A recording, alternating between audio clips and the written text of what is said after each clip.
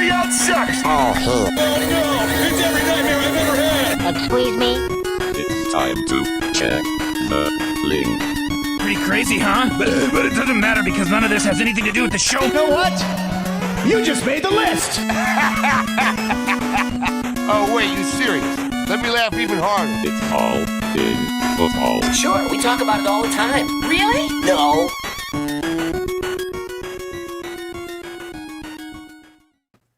What's up, you ducks? It's All on Football Wednesday with Jeff Ratcliffe, myself, Jake Ciely. Make sure you're following Jeff at Jeff Ratcliffe. Make sure, get all this good stuff out of the way, you are part of the FTN Network and the Athletic Network. FTN, code ALLIN. You get 20% off if you use theathletic.com/BetsTV, all capitals. You get a first free month, which takes care of your drafts if you're drafting this weekend, which that's what we're here for, Jeff. We have roster cuts to talk about, a lot of them. Some of them are pretty intriguing. Some of them may just kind of toss to the side, but going to kind of dive through what we think, or at least I think, because I put the show sheet together, what I think are the more intriguing ones. You can tell me if you care or not. But Jeff, real quick, anything you got happening this week that people should be checking out, making sure before they hit their drafts this weekend? Sure, everything's updated, continually updated, making my life a lot of fun. Thank you, Bill Belichick, for cutting Cam Newton. Every day, Jake, without fail, I update, and it takes hours sometimes to update projections, rankings, cheat sheets, all of it. And without fail, within 30 minutes, something else happens, and then it's all back to the drawing board. But you know what? That's what we're doing over at ftnfantasy.com. We're making sure that you are up to date, up to speed, so you can dominate this last weekend of drafts. Thankfully, Jake, I don't have a draft this weekend. I have fantasy fatigue from draft season for sure, and I'm ready for the season to start. But we still got the content for you if you have drafts this weekend. Yeah, I was doing that as well yesterday, updating the projections and the cheat sheet, and literally started in the morning with a lot of the rumors coming out before the 4 p.m. deadline, and I didn't stop till 9 p.m. So nope. I know how you feel, Jeff. It just, like you said, you think you're done, and then another one, and then you think you're done, and then, today we have people getting picked up off those waivers. But at least I did it alphabetically. I just ran through the teams, and I said, you know what? There's what do I have here? About 10 that were the intriguing moves, and for differing reasons. But let's just start the first one off the list. Atlanta is only carrying 3 running backs, Jeff, and technically Cordero Patterson as one of the running backs. So Mike Davis, Quadri Olson, and Cordero Patterson are their 3. I said this yesterday because when this happened, I said, you're too low on Mike Davis. But is it you're too low on Mike Davis and Olson is now potentially one of the top 10 best backups in fantasy? I feel like I'm okay on Davis. I feel like I'm perfectly fine where I'm ranking him at the tail end of the running back dead zone, which means I'm still not going to take him. I think he's fine where he's going, 4th or 5th round. That's fine. It's just not the way that I want to build my roster. Why? Because of the volatility in that range. I'm not going to have as much volatility from an injury standpoint at wide receiver, historically at least, as I would there at running back. That's also a range, too, if it's the 5th round, where sometimes I look at a tight end. It really depends on how things unfold. But I do agree with you on your take with Olson. He's in a prime spot. You know, they made a pretty bold statement here. They've made bold statements all along. Did not address the position in the draft. Brought in a couple undrafted free agents who weren't able to hack it. Great word of caution for the future with Javian Hawkins. I know we talked a little bit about it before already last week on the show. But with Javian Hawkins, this is just make a note of this. Know who the player is before you draw any fantasy conclusions. A 5'7", 175 scat back is not going to be the next James Robinson.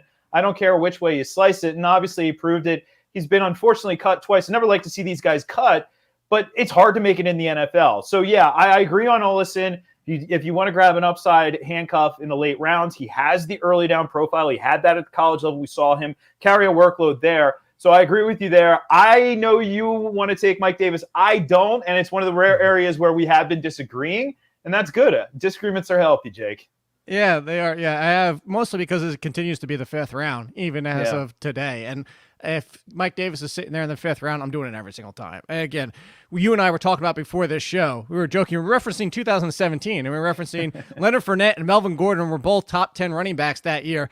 Not by efficiency. Both of them averaged 3.9 yards per carry, and it's just the touches, the volume. Give me that volume. That's what I'm going with Mike Davis. Yes, I think that if he touched the ball 250, 300 times, it's probably going to be 3.7, 3.8 yards per carry. But how many running backs can you talk about that are guaranteeing 250 touches? Of course, if he breaks down, I'm with you. I think Allison is a very intriguing late-round flyer. Well, I forgot to mention this, Jeff. The Lions went from my favorite team in the league to my least favorite team in the league in one day. Because yesterday, Band Kickers t-shirt, if you want to go to RotoWear, he sells them. Thank you for RotoWear for that. But Band Kickers, they had no kicker yesterday. All of the day for Tuesday, Jeff. The Lions were my new AV, but they brought a kicker in now today. So it's all over. The fun has been had. They have a kicker officially on the roster. So in any case, let's go to Cincinnati. And that's the next one up. They also only have 3 running backs, Joe Mixon, Samaje Perine, and Chris Evans. This is where I want to go with this. We know Joe Mixon is Joe Mixon, and we know that they're saying he's never going to come off the field, quote unquote.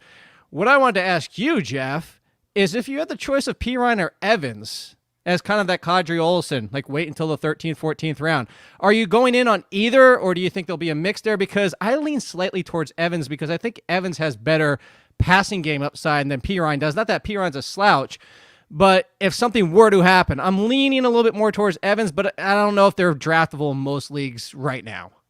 Yeah, I would agree with that take. I mean, Evans, one of these how many kids out of Michigan are super athletic? that must be Harbaugh's type there for sure. Maybe it doesn't come together on the football field at the college level, but we're seeing, guys, Peoples-Jones, Nico Collins, all these guys with crazy athleticism coming to the pro level. Chris Evans is certainly a part of that group. But I agree with you. I've seen Samaje Perine drafted in most drafts that I've been in industry-wise. Home leagues, I don't think he was drafted in either of my home leagues the last 2 weekends, so he's going to be floating around. But you make a good point of Mixon. Let's say Mixon does get like a 90% plus snap share, what's the over-under on when he gets hurt, right? Is it week 6.5? I mean, he's going to get hurt. So those guys will have value, but I do think it'll be a bit of a split. Perine a little bit more in the early downs. And as you mentioned, Evans probably figuring more in the passing downs. I don't know. If anything, maybe that's even better for the 3 wide receiver sets that we're going to see with all of those guys. I got to ask this question today. Like, what's wrong with Tyler Boyd? Nothing. He just doesn't have the high ceiling like the other two. But he's still, a reasonably safe wide receiver 3-ish type. I call him like a slightly poor man's Cooper Kupp. Those balls are going to be spread around in that offense. And if Mixon went down, they may be spread around even more. Yeah, I actually, I think that Boyd has the higher floor than Jamar Chase, because what we're seeing, Jamar Chase, let's be clear about it. He's in his own head at this point. They had one series, and on that one series, he said, you know what? You're running a 2-yard out. We're throwing the ball to you to get the ball in your hands to get you comfortable, and boom, right off his chest. And I only say that to say, again, drops are overrated. You and I have talked about it on this very show. All that being said, if you've been watching Chase in this preseason, he is not off on the right foot. And I think that if you see Tyler Boyd and T. Higgins to start this season, that Boyd potentially comes a nice value and then a sell high candidate before Chase. Chase might turn into the Miles Sanders of wide receivers for his rookie season, is that it takes him a few weeks, and then by week 5 or 6, you see the real Chase. And that's part of the concern. Let me ask you, as Chase as a whole, Jeff, I know you do rookies as well. Was he one of your top receivers, if not the top receiver in this class? Or because I've talked to some people who said that I don't like taking, and this was the quote, I did the Athletic Football podcast, which is different than the Fantasy podcast, and we were talking about it, and he said, I think Chase was limited because he can get beat by strong corners. If I'm taking a wide receiver inside the top 5, you better be a complete wide receiver, and that's why he was off on him. Were we basing that on when he was 19 years old, too? Because there's still some growth and development that takes place in these guys. We forget how young they are when they start out at the college level. Yeah, he didn't play. So was it based on when he was 19 years old? Of course, maybe he gets beat up by a kid who's 22 or 21 years old, got a couple more years in the weight room on him. I wasn't really worried about that. I looked at him as an elite prospect. We looked at that team, that LSU team, historically good offense at the college level, and he was the best receiver on that team. A team that featured a wide receiver who just had statistically one of the best, if not the best, rookie seasons we've ever seen.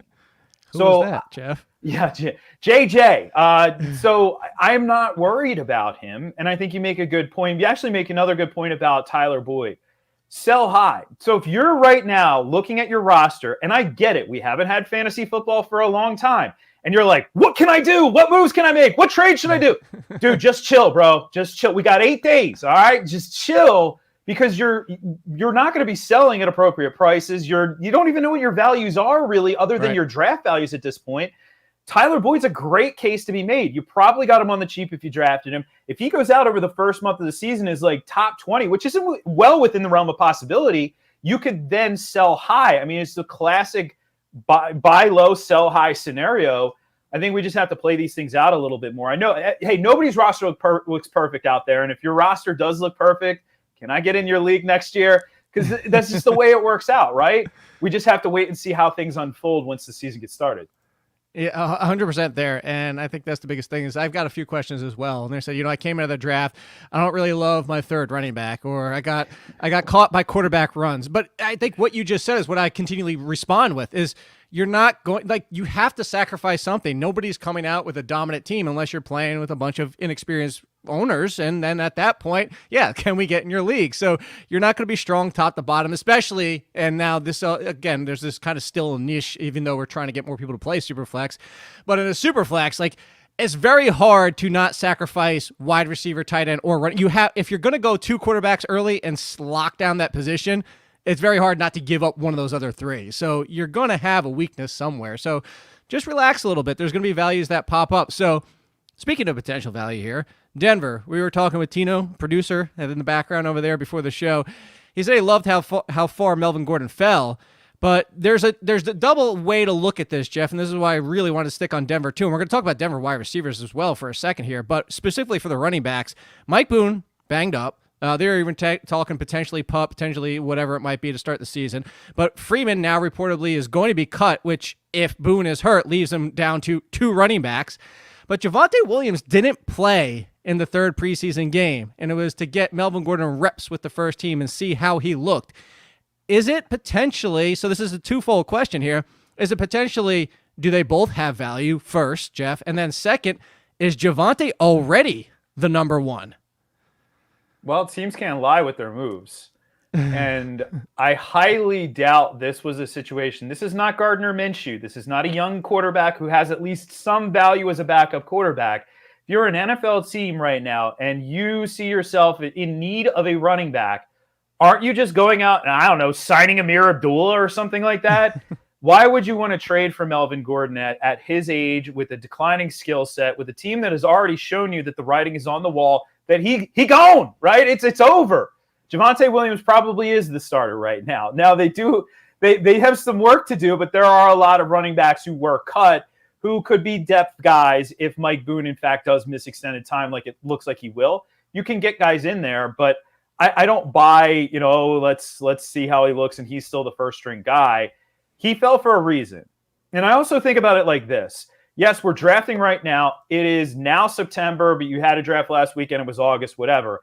I'm not playing for August. I'm not playing for September. Heck, I'm not even really playing for October, November, December, because I want to play one meaningful game in January. And I can't remember a time when I've had a 29, 30-year-old running back who has guided me to my fantasy championship. And I know, though, people are going to be like, well, what about Emmitt Smith, bro, or something like that. Yeah, I didn't play back then. I don't remember what that was like in that era of football. It's just not commonplace in today's era. It's the young backs who get hot. You get that right guy in there, and it's usually not a 29-year-old running back who is very much in the twilight of his career. And let's not forget the move Denver made to go get Williams in the draft. Yep. And, if Williams is already looking better, this is what I was saying this entire time. And I wasn't saying this was a guarantee, but the longer that Melvin Gordon sat out, even before we got to the preseason, the more the door was opening. It's his own fault, honestly. You should have shown up, buddy, because if you looked good, maybe you held off Javonte Williams for a little bit longer, but you let the door open and he kicked the door down because he's a damn good running back. So on the wide receiver side of things, this is intriguing for a different reason. This isn't roster cuts. This is usage. We finally got to see Courtland Sutton. This is also a 2-part question for you, Jeff, because the Courtland Sutton use makes me feel good, feel great about Sutton. I've been drafting him, and I thought at value because people forgot last year. We wanted him as a fringe wide receiver 1. People forgot how damn good Courtland Sutton is.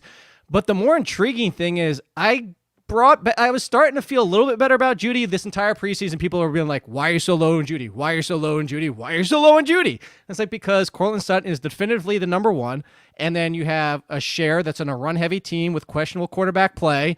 I'm very hard to dive into that second wide receiver on any team that has a similar makeup and put him inside my top 30. And I just wasn't putting Jeudy there, with also the fact of this Tim Patrick thing won't go away. And I know it's only one preseason game, but Tim Patrick was out there in 2 wide. Jerry Jeudy got thrown into a lot of 3 wide, similar to Shenault.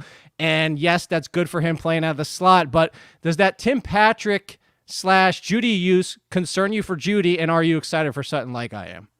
Well, I'm excited to see him back. I'm excited to see him confident out there running.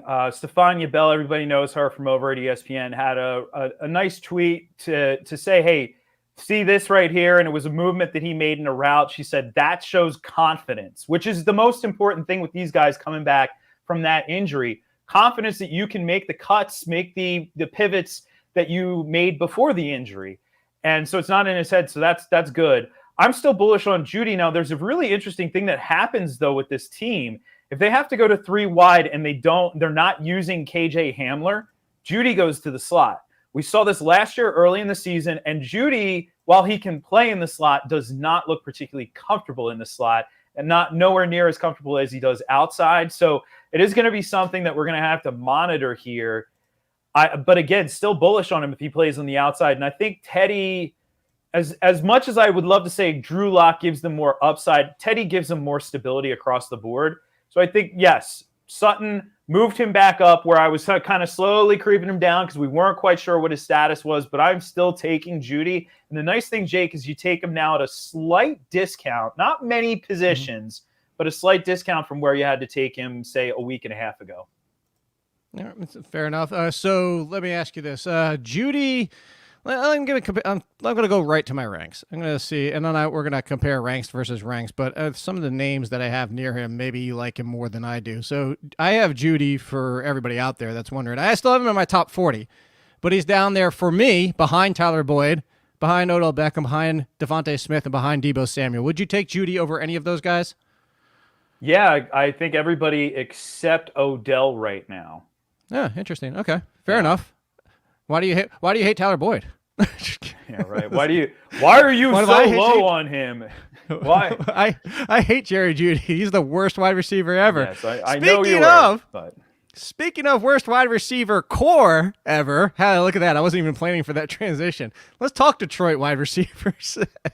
They made some cuts. I thought the interesting thing was, first of all, that they went down to 5, but maybe this was part of the plan, is that they were bringing in a potential cut, and they did bring in Kaderil Hodge. Not that he has a ton of receptions to his career, but as of now, bringing in Hodge, this is their wide receiver room.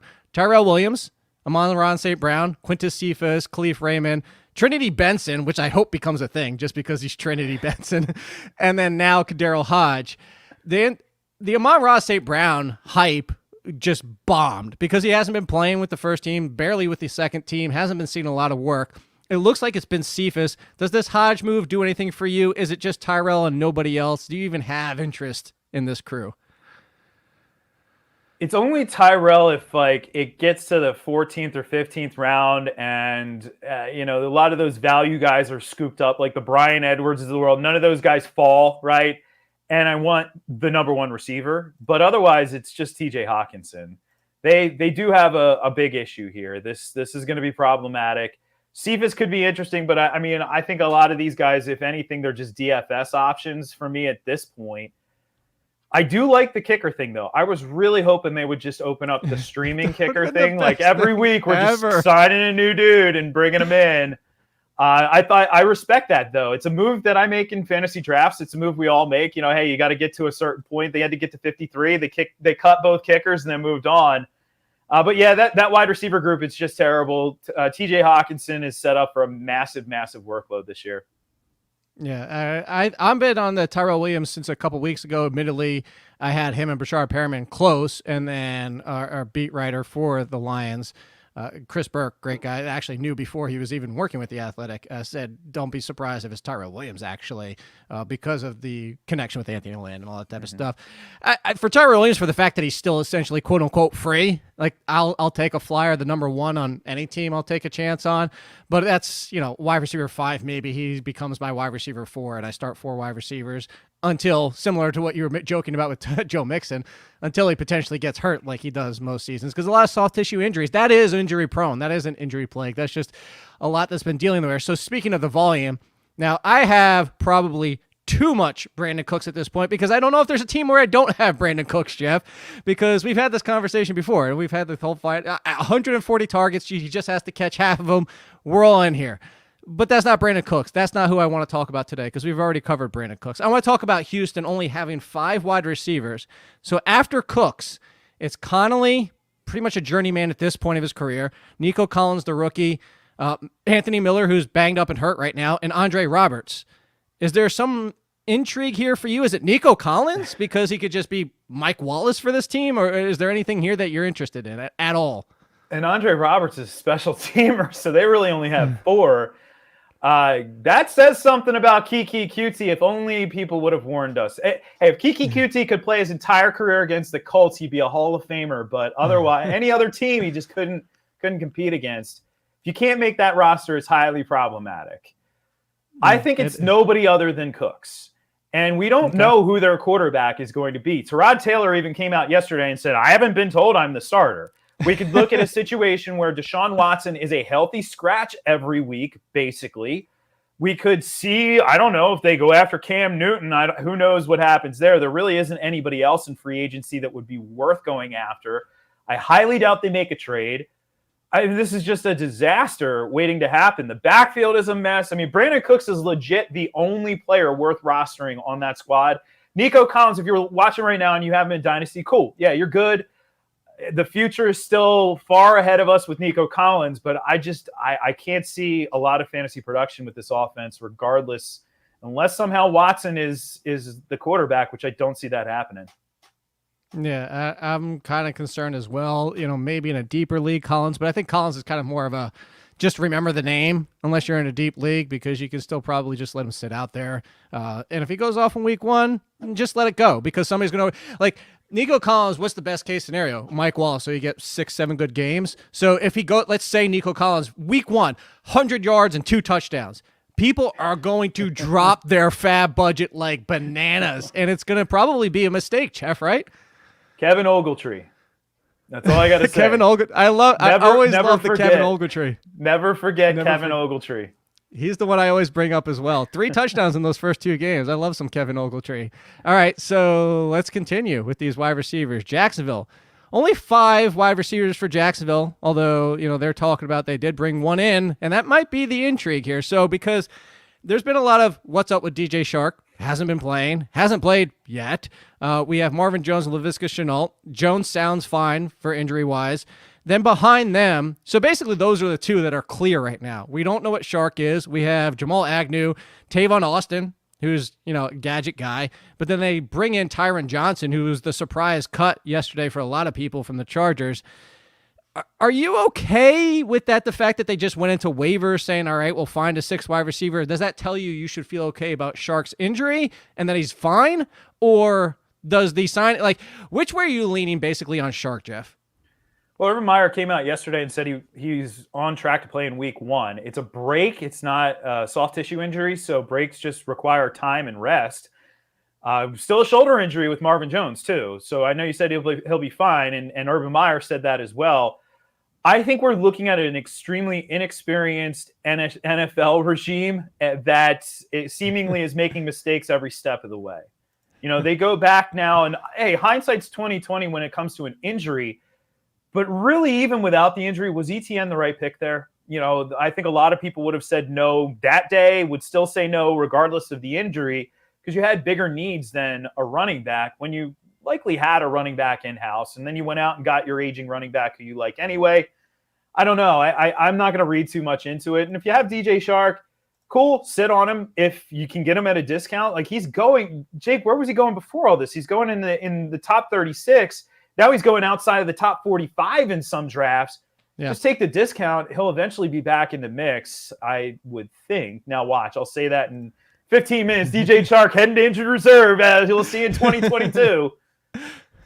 That would be the worst part about it. But yeah, the Shark thing sounds fine. Speaking of Kiki QT, signed to the Colts practice squad, so he found a home. There you go. So you can't go off against the Colts anymore. No, That's one thing. He can go off against the first string defense in practice, I guess. That is true. He'll look amazing against them. But yeah, I've been on the Marvin Jones. He's the one. Chris Conley. Chris Conley is not a threat to me. I was going to say Brandon Cooks. I don't know why I was saying Conley. I think it was because I was looking at his name from Houston. But Brandon Cooks and Marvin Jones are on way too many. If those guys bomb this year, I apologize. It's completely my fault. I have so much of these guys.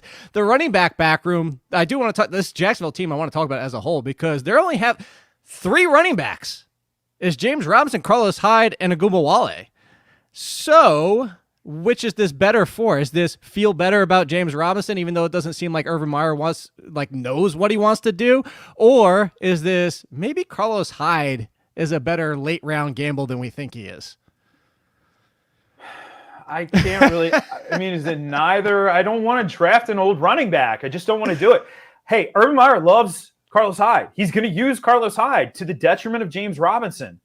James Robinson won't produce what he did last year. He's still going to see volume, but he's going in the dead zone. So would you rather James Robinson or a top 15 wide receiver? I would rather the top 15 or maybe even top 12 wide receiver, depending on how bullish your league is on James Robinson. Every league has a James Robinson guy now from last year. He's a cult hero in fantasy football, but I don't like any of it. I think the passing game is much more interesting. I like that Trevor Lawrence went out. Now, granted, it was against the second string defense, but he went out and he looked a lot more confident in that game. He was throwing the ball with, where he had hesitancy. He looked like I saw some people making a Carson Wentz comparison after week 2, Carson Wentz 2020 comparison.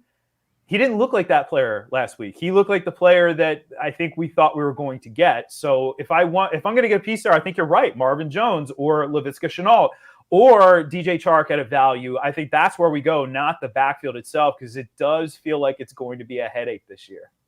It definitely feels like a headache. I'm a little bit. We had that conversation when the Etienne injury happened. I'm more Jay. This is another one. This is, I think, the only 2 spots we differ a lot are Mike Davis and James Robinson.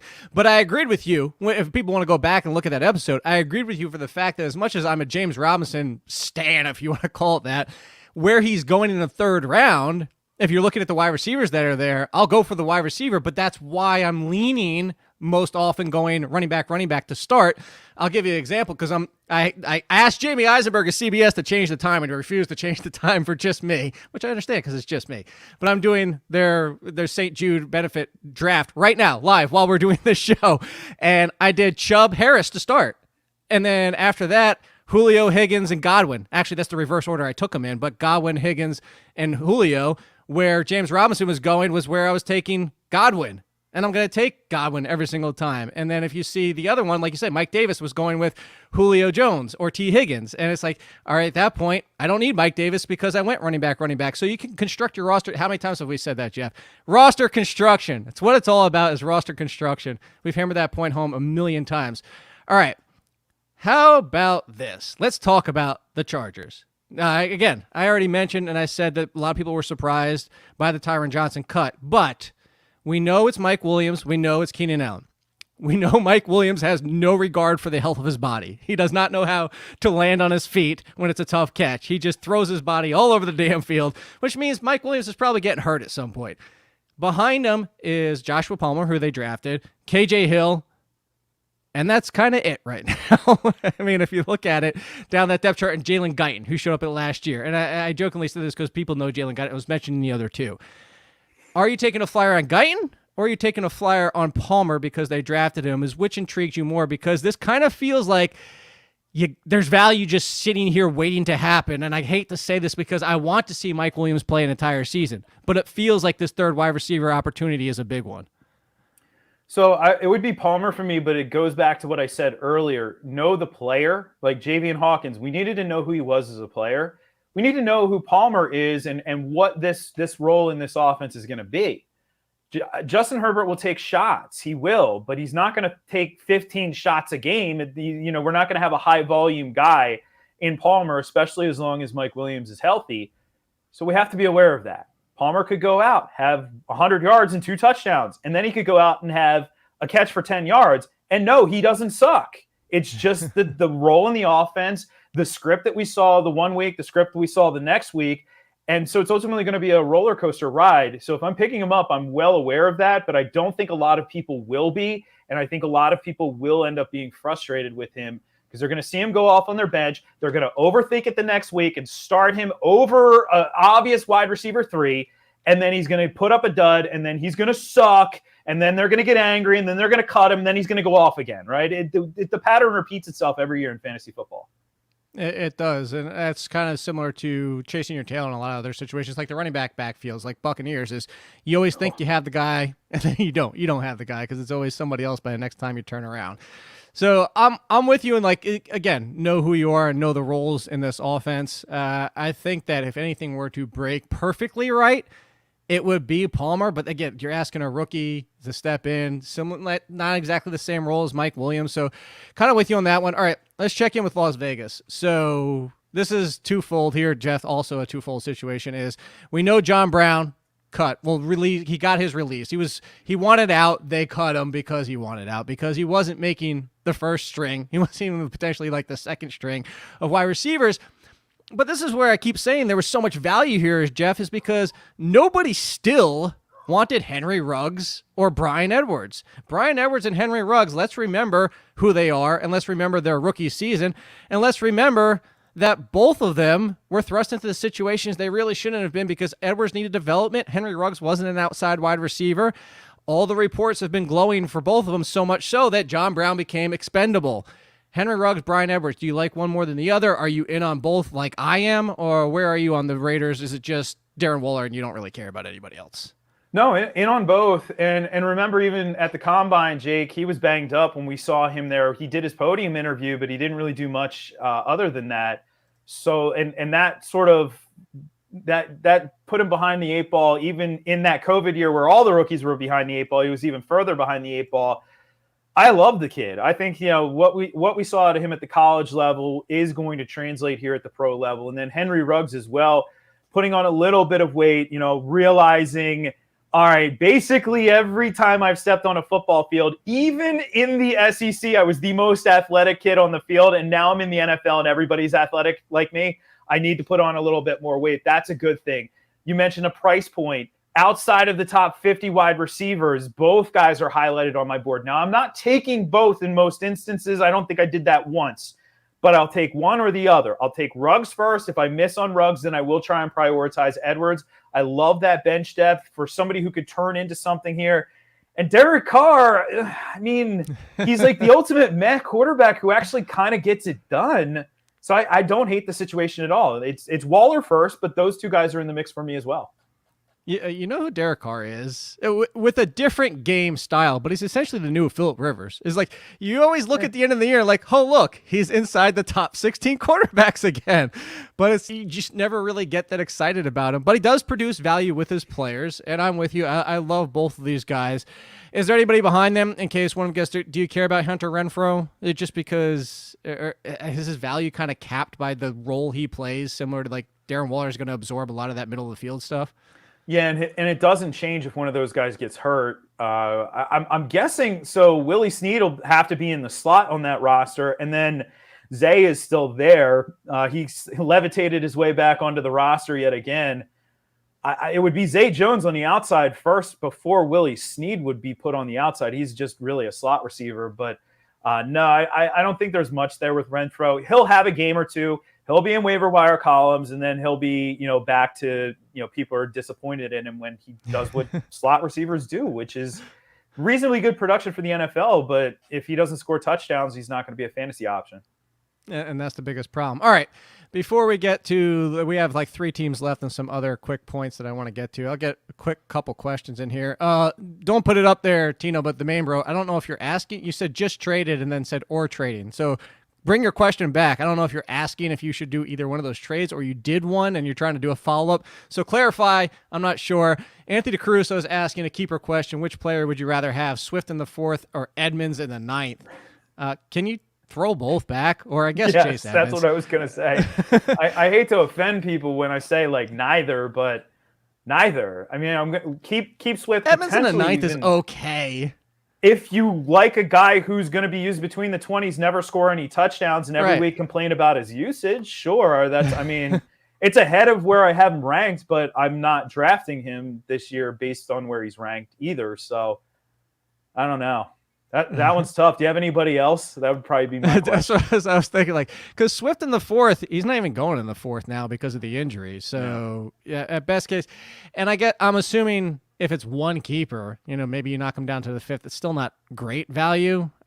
Maybe if there's two keepers, I will say Swift in the fourth isn't the worst because now you're essentially pushing him down to like a sixth round. But again, neither of one like gets me too excited for that. All right. Let's move on to Minnesota. This might be another one, Jeff, that I have a feeling your answer is going to be very similar to that keeper question. No Irv Smith. He's getting surgery, so he's out for the year. Assumedly out for the year because it's a 4 to 5 month timeline. It's down to Tyler Conklin, who I was initially excited about, Jeff. I was like, hey, look, I was already on Tyler Conklin is going to ruin Irv Smith's value. But then they trade for... How many years in a row have we done this, Jeff? Chris Herndon, of all people. Like that, every year is Chris Herndon's year, and now it's Conklin and Herndon. I have a feeling the answer is neither, just like you said for the fantasy question. Am I incorrect here? No, you're not. You're correct. It's neither.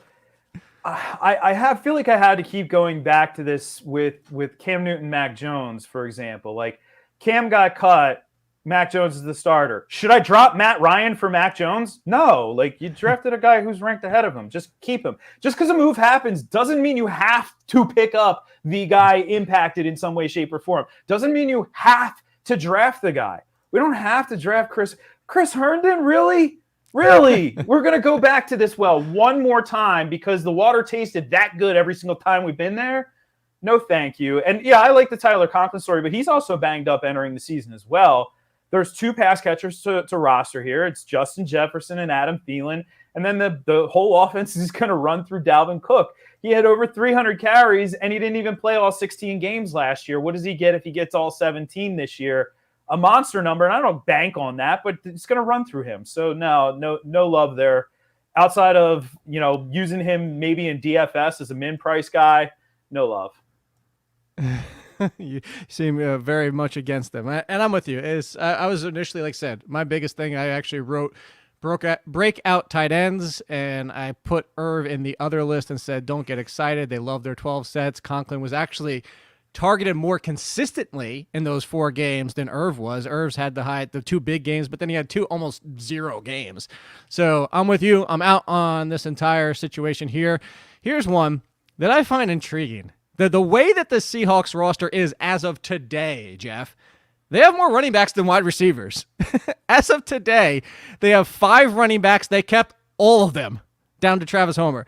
But they only have 4 wide receivers. And it's not to talk about the running backs, and it's not even to talk so much about the wide receivers. In case anybody doesn't know, it's Metcalf, Tyler Lockett, Freddie Swain, and Dwayne Eskridge, who they drafted. Are we going to get excited about Gerald Everett, ? Because I've been off on Everett because of the Disley situation. And that fact we've done the Disley thing. And Seattle is one of those situations where if we could say you get Seattle tight end, team tight end, go ahead and draft him. My biggest thing is that you don't get that and that it seems more appealing as a whole than it does the actual result. And what happened in those 2 preseason games where we saw most of the first-ish unit out there is that Everett and Disley were almost a 50-50 split. But 4 wide receivers only. Should I come around on Everett, or am I right to be out on Everett? I'm still taking a flyer on him. I just worry about what I called last year getting Gesickied. That is when, and it happens to us every year, we're watching a game that we have our tight end in that game, and the tight end scores the touchdown. But it is not our tight end. It was Dalton Schultz or whoever. Who the heck was it? It wasn't Dalton Schultz. That's the wrong team. I'm getting my deep tight end D names mixed Durham up. Smythe. You're talking about the Dolphins. Durham Smythe. There you go. Yeah. Durham Smythe and somebody else scored a touchdown, and Gesicki had nothing. So both other tight ends scored, and no Gesicki. You know that's going to happen. You're going to see the tight end, and it'll be Disley if you have Everett, and then people will run out and pick up Disley. And then Everett will score the next week. And then, we'll be on this never-ending train. I do expect a lot of 12 personnel from this team, though. And, yes, they're taking the Rams model, right? Who needs wide receivers? We got Van Jefferson. All right, well, who needs wide receivers? We got Freddie Swain. They're going to run about a bunch of 12 personnel. And I don't think that's a bad thing, but you just have to know what you're getting if you are drafting Gerald Everett. Yeah, I'm with you. I'd rather just try and find somebody before that and ask outside of it. Like the Higbee. The Higbee's still going too late for me. You're in on Higbee, aren't you, this year? Well, honestly, I will say this. The difference between tight end, let's see, should I go Logan Thomas at 7, and then after that, 8 to like 25 there's no difference. Well, and that's there why. really is no difference. See, I have Higbee. That's what I'm saying. Like I have Higbee the highest in that tier, but the thing is Higbee is going behind Fant and behind Goddard and behind Robert Tonyan. He's going still in like the 12th, 13th round, and that's even more reason why I'm in on him. Yeah, I don't mind that at all. I guess I'm used to industry leagues where he does go about tight end 9 or tight end 10. But if you can get him at that point in a home league this weekend, yeah, absolutely. That's a no-brainer because then you can punt the position. You're shooting for upside. You're probably just going to average 3 for 32 anyway, but you're shooting for upside with minimal competition, at least out of the tight ends there. Jacob Harris it's still a work in progress. The dude is converting to tight end, which is a notoriously tricky thing to convert to the NFL level for guys who are tight ends, much less who are coming from a wide receiver background. Yeah, who was the one that the Eagles tried? The wide receiver everybody loved, that Hakeem Butler. Remember? Oh, man. Yeah, that worked out real well. Don't remind me. I wish I knew how to quit you, Hakeem Butler. I will never know how to. I definitely got that. I was never a Hakeem Butler fan. I worked out on that one very well. I've been wrong about other guys, but that one felt good. Washington football, to finish out these cuts that seem intriguing, is that they only have 3 running backs. They stashed Peyton Barber on their practice squad, which tells you what we all need. Like Peyton Barber, just please go away for fantasy purposes. But he technically is away. He's on the practice squad. They're down to Antonio Gibson, J.D. McKissick, and Jarrett Patterson. And that's where I want to go with this. Is Jarrett Patterson the Kadre Olson in Washington? Is he the unheralded, for free? Nobody's even really drafting Patterson. Actually, I've been in industry leagues where he's gone, and I'm sure you have, Jeff. But for all intents and purposes, ADP, average leagues, nobody's drafting Patterson. Is he potentially one of the better backups now because of Washington, what they're basically telling us with their roster? Well, I think he is. I don't know if I'm drafting him. And I also think, again, we have to know the player. When you look at the composition of the roster, if something was to happen to Gibson, he goes down, he hurts his toe again, whatever, McKissick is not going to be an early down back. Right. Patterson is extremely undersized, but he is not, he's not a Javian Hawkins. He's not a Tariq Cohen. He's not that type of player. He's a player who has been told his entire life that you are too small to play, and he has given every single person who has said that both middle fingers up in the air, straight in their face, and said, you know what, I can play, and I can perform Al Bundy-like feats of scoring 8 touchdowns in a single college football game. He has the chip on his shoulder. If there's a guy at this size who can actually make it, and he's not light, he's pretty stocky, but he is very short, it's Patterson. So, Jake, I head into the season with a watch list. There are guys who I don't necessarily have to pick up, but I want to monitor every single week because especially when the season starts, everything starts moving faster. And if you're a player, even a player who's not just a casual player, but a little bit more, hey, you're watching right now, you probably are a little bit more involved. Life moves very quickly in September, October, November, December. So if you have that watch list of players that all right, well, I just got to go back and I got to take a look at the box score. I got to take a look at the snaps, see if he did anything, monitor it. And then if there's any time that I need to be preemptive and get ahead of my league, then I know to do it. Patterson is on the list for me. I love keeping that little list of guys to monitor. And he's certainly there. He's not draftable yet, though. Yeah, I'm with you on that one. All right, so let's get a few more questions, and we'll come back, see if we have time. So Nathan B. asked, Higgins or Lockett for rest of the season? The season hasn't even started. What do you mean rest of the season? For this year, Nathan. Higgins or Lockett? The Bengals scaring him lately, but I want whichever has the best floor. Either way, it's Higgins for me, is it not, Jeff? I hate the roller coaster of Tyler Lockett. Yeah, there could be a roller coaster of Higgins as well. I don't think you draft either for floor. You're drafting both for ceiling. I think now, given the Chase developments, that we've moved him down just a little bit, given that it could be hopefully a second half surge from him, I would agree with you. I'm going to fade Lockett there and go with Higgins. All right. How about this one? All right, so we got the Oh, no, this is actually somebody different. I thought we got the clarification on that earlier trade. Would you trade away Swift and Curtis Samuel for CeeDee Lamb, half-point PPR? By the way, he has McLaurin, Cooks, Corey Davis, Marvin Jones, his running backs, Barkley, Taylor, and the Williamses. I want CeeDee Lamb, Jeff, but I don't know if I'm willing to give up running back depth already. My question is, why would this dude propose this move? Because he certainly drafted CeeDee Lamb as a top 10 wide receiver. Right. I don't see why. I think you're trying to, if I had to read between the lines here, I think you're trying to propose a move, and me and Jake say, yes, do it.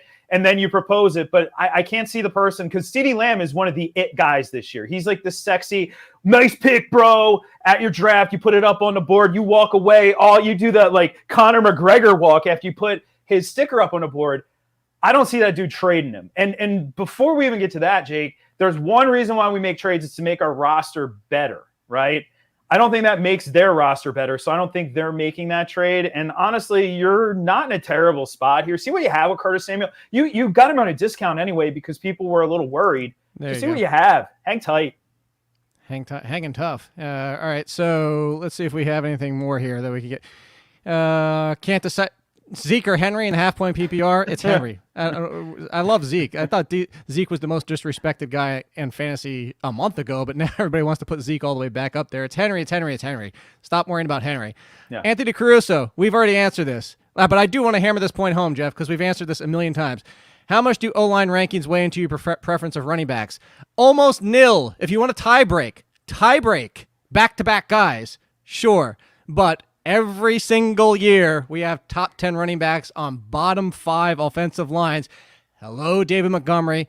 This is what matters. We've said it a million times, Jeff and I. Volume, volume, volume. Don't worry about Najee Harris if that's what your subtweet is about. Or sub-question's about. Yeah, probably. Dalvin Cook's offensive line was terrible last year. Sometimes I used to talk about paralysis by overanalysis all the time. We really go down some rabbit holes. And like they said, like Dwight Schrute said on The Office, keep it simple, stupid. Seriously, great advice, even if it hurts your feelings. Keep it simple. You're reading too much into it. We have, when we do these rankings, I weigh a few factors that are very, very important, and then the rest is all just noise. And offensive line stuff, it's cool to look at. It's eye candy. I love offensive linemen, don't get me wrong, and I don't want to disrespect those dudes because I know what they do to me. But on top of it, I appreciate what they do. But Jake is exactly right. It's all about the volume. Yeah. All right. Let's see. Do we have anybody else? Oh, the guy auto-drafted. That's why he said he might be willing to take that trade. Phil Mike, we talked about Sutton earlier, so go back. By the way, thank you to Nathan B. We deserve traffic. Yeah, so thumbs up, subscribe, do all that stuff. 5 stars if you're listening to the podcast on whatever platform you're listening to. We appreciate all that stuff. The better the ratings, the better the shows, the more free shows we can give you on the BetsTV network, so please do that. And real quick, before we get to the last topic, it's ALLIN, all in, is 20% off at FTN, and then theathletic.com/BetsTV, all capitals, first free month at The Athletic. So the last question that I have for you, Jeff, here, is a situation that we don't even know who's healthy for week 1. It's the Baltimore Ravens wide receivers. And the only reason I bring this up is not because I think Marquise Brown is going at a discount, because he might be ready for week 1. And if so, there's nobody else except for Mark Andrews. There's still nobody behind Marquise Brown that's healthy as of today, even if Marquise Brown is healthy. And I'm sure you remember this last year, Jeff. Remember Devin Duvernay could be the number 2. Hey, let's remember Devin Duvernay. Everybody was on Devin Duvernay last year. And then he did what he was supposed to do. He was a rookie in a terrible passing offense, so he essentially did nothing. If he's the only healthy guy, or even the second healthy guy, is this the post-hype sleeper, quote-unquote? Or should we be in on Devin Duvernay, or we stop trying to fool ourselves with the Ravens receivers, period? I mean, I think they're just going to do a lot of zone read or man read, and that's what they're going to do. And if you try to defend Lamar, Gus is going to kill you, or Williams or Hill. And if you try to defend them, Lamar is going to go for an 80-yard run. I think that's really what we see. A little bit of Mark Andrews. I don't think there's much wide receiver value there anyway. If I was going to have anybody, it'd be Bateman, and we're waiting to see how long he's going to be out for. But potentially 6 weeks. Yeah, I mean, That's kind of where I am. It's Mark Andrews and nobody. Mark Andrews is going to get 25-30% market share. Yeah. If you drafted Gus Edwards 2 weeks ago, nice job. That's the rebuttal, by the way, to everybody out there. This is why you don't draft before the preseason's over. Well, you know what? I drafted a couple weeks ago in Canton at the Hall of Fame, and I got Gus Edwards in both of those drafts for dirt cheap. So that's why you draft before the preseason's over. I hate to say, I'm not doing a victory lap on an injury because I love J.K. Dobbins so much as a player, and I hope he gets well very quickly and is right back in the mix next year. But there's reasons to have drafts at all different times. There is. Get off your high horse, Richie. Yeah. 2 months ago, you draft, you get the best values. 3 months ago, best values. But you potentially have injuries. You wait till week 1, you get no values. But you know your team is healthy. But guess what? Week 1, there's going to be injuries. There always are. Hopefully, you just avoid them. Actually, I did say that was going to be last question. Buzzer beater. Look at that. Buzzer beater is the name. Buzzer beater question. You get it in the deadline here. Because it's a strategy one. He said Eckler and Mixon or Eckler and Najee. Really what it comes down to is he has an opportunity to trade Harris for Mixon because he has Deontay. And that was the question I want to get to, Jeff, is I'm not looking to trade right now, but I understand where he's coming from because do you try to stay away from running backs and wide receivers on the same team because of, if they're pass happy, it might hurt the running back. If they're getting completely shut down in one avenue, they might be doing better than the other. And it's very hard for both to hit in the same week. Yeah, negative correlation. This is a rough approximation. If you drafted Dalvin Cook, there's about a 50% chance you also drafted Justin Jefferson. And that's a negative correlation right there that I would have stayed away from. This one, I don't think I'm making this trade because I don't like this trade. But if you said, let's say if it was a little bit better, maybe sweeten the pot a little bit, and it's somebody like Nick Chubb or it's somebody like Aaron Jones, I would consider making that trade. I just don't want to trade necessarily for Mixon for the reasons we talked about earlier. But I agree. I don't like to have running back wide receiver combo. I'm going to stack a quarterback with a receiver all day long. I often kind of try to stay away from receiver or receiver tight end in rare instances, maybe, but definitely not running back wide receiver. I really don't like that combo. Yeah, I'm with you on that. So before we get out of here, make sure you're following Jeff at Jeff Ratcliffe. Next Wednesday, we're going to be talking ranks. Yes. Jeff, we're talking every show going forward now is rankings on Wednesdays because next week we're going to be talking about real football starting. How much better does it get than that? So please, again, 5-star, subscribe, thumbs up, all that good stuff. We'll be back Monday again with Meanie on Monday at 10 a.m., Tuesdays with Lauren at 11 a.m., Jeff every Wednesday at 2 p.m. We appreciate it, guys. Next week is week 1 of football. We love you. Thank you so much.